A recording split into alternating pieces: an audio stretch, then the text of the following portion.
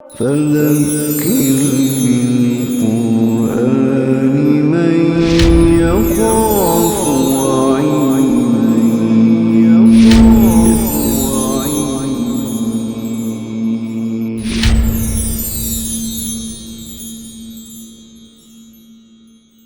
بسم اللہ الرحمن الرحیم، سورۃ الکافرون۔ قل یا ایھا الکافرون۔ اب جو آ رہی ہیں صورتیں، میں نے آپ کو بتایا تھا نا کہ ان جنرل یہ پورا کا پورا جو ہے یہ ابتدائی 4 سالوں میں نازل ہونے والا ہے۔ اب جو صورتیں آ رہی ہیں یہ الٹی ترتیب کے ساتھ 4 سال کے وقفے والے جو ہیں ان سے آ رہی ہیں۔ ان میں جو تیسری ہے تبت یدا ابی لہب، یہ بالکل ابتدائی دور کی ہے کہ جب پہلی دفعہ نبی اکرم صلی اللہ علیہ وسلم کو اس صفحہ پر چڑھے اور آپ نے یہ پیغام دیا تو اس نے کہا تھا تبا لک یا محمد، ٹوٹ پڑے لہذا جماتا نا، تو کیا تم نے اس لیے ہمیں جمع کیا تھا؟ یہ اللہ تعالیٰ کی طرف سے اس کا جواب ہے۔ اچھا، اس کے بعد درمیانی دور میں سورہ نصر نازل ہوئی۔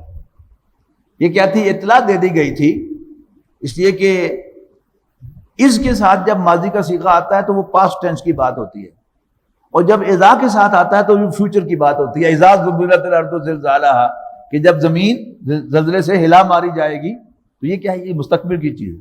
تو یہاں بھی اذا جا ہے کہ جب اللہ کی مدد آ جائے اور فتح نصیب ہو جائے تو پھر یہ اور پھر بالکل آخر میں جا کر مکی دور کا آخر، اس میں کیا ہے کہ بڑیاں گلاں ہو گئی ہیں، ہن نہ تسی میری مننی نہ میں تہاڈی مننی، گل مک گئی۔ وہ گل کیسے مکائی جا رہی ہے؟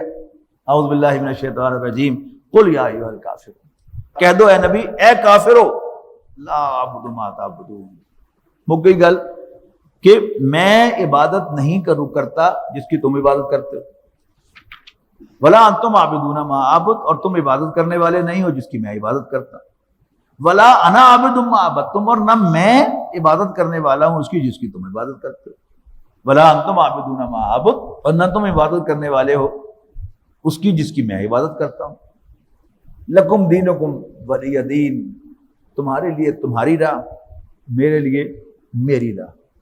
یعنی اب اللہ ہی فیصلہ کرے گا ہمارے درمیان، اب مزید آرگومنٹ اور بحث و تمیز کی کوئی گنجائش نہیں ہے۔ اب یہ سورت منہ سے بول رہی ہے کہ یہ پہلے شروع کی زندگی نہیں ہو سکتی، مکی زندگی کا جو آخری دور ہے یہ سورت اس کے اندر نازل ہوئی ہے۔